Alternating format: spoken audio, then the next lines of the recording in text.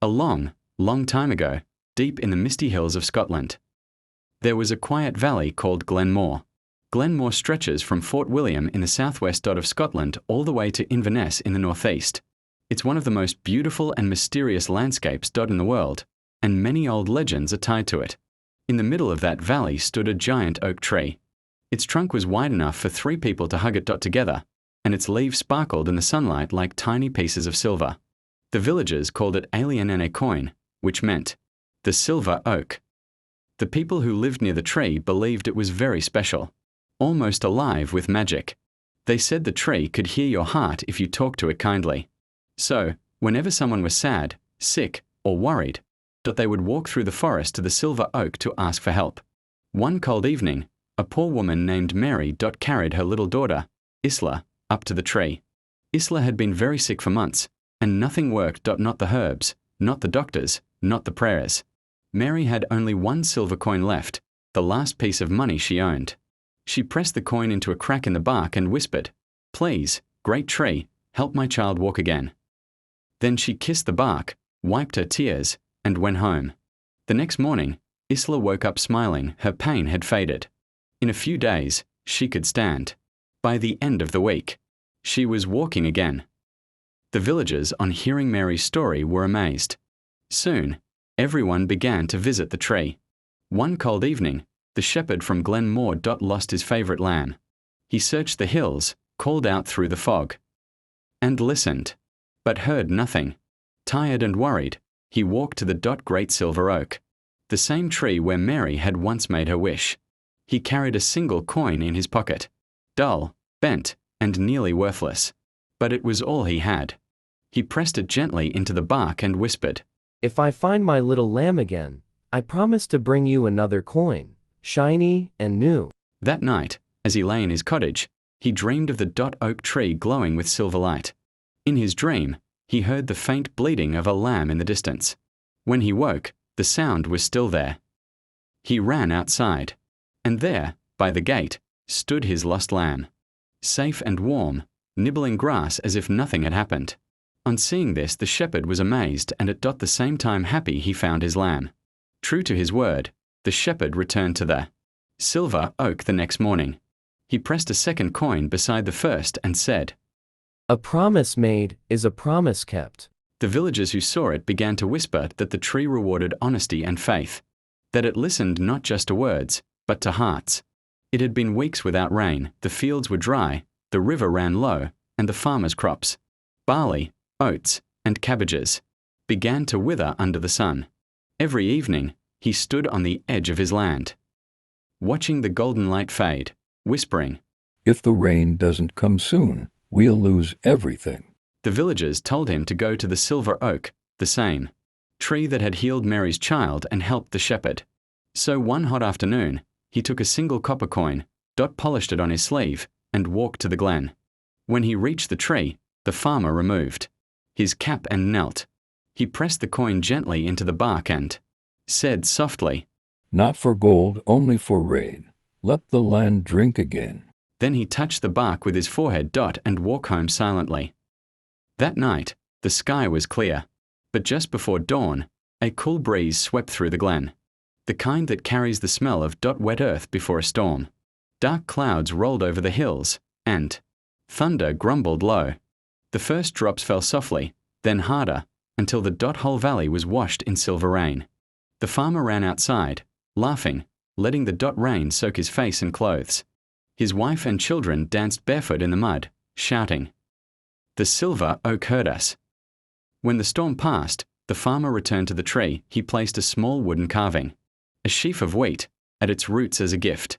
And from that year on, whenever the crops grew tall and green, he would whisper, "Thank you, old tree. You kept your promise."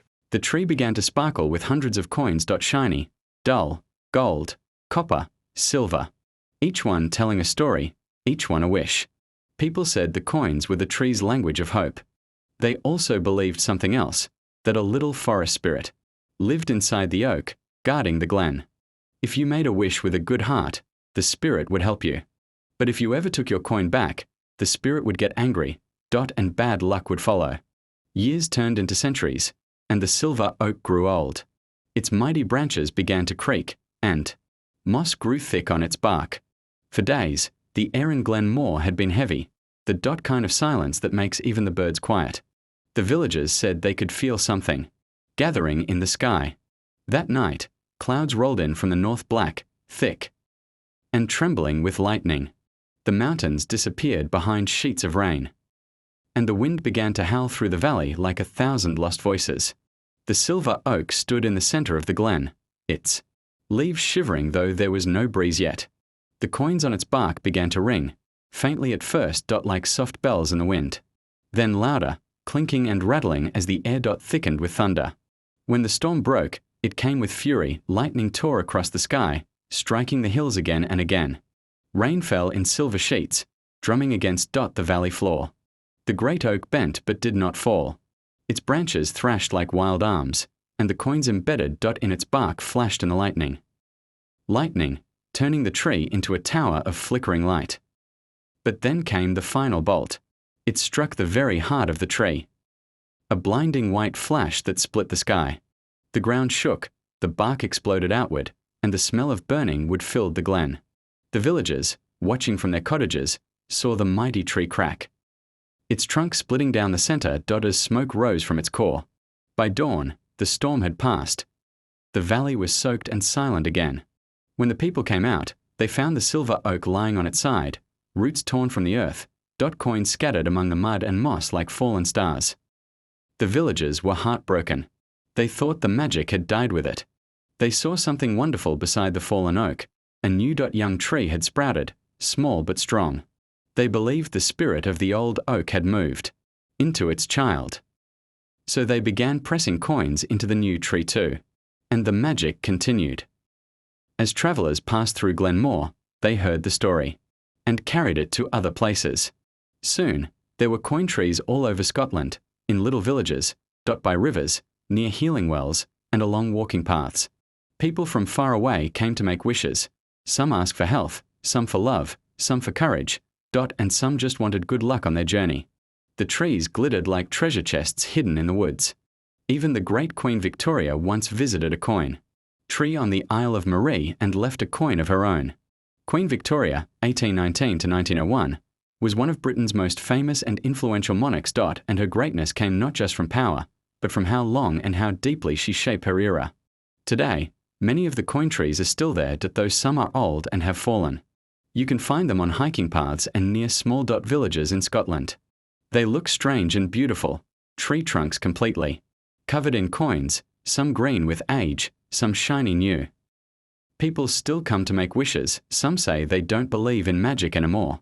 But deep down, everyone feels a little sparkle when they press that coin into the wood.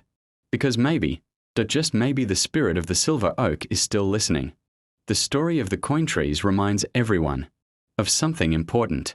When you give a little piece of yourself, even just a coin, make a wish, you're sending hope into the world. And hope, like trees, grows roots everywhere. So the next time you walk in a forest and see a strange old tree with coins pressed into its bark, stop for a moment. Listen to the wind rustling through the leaves. It might just be whispering, "Make your wish, child. I am still listening."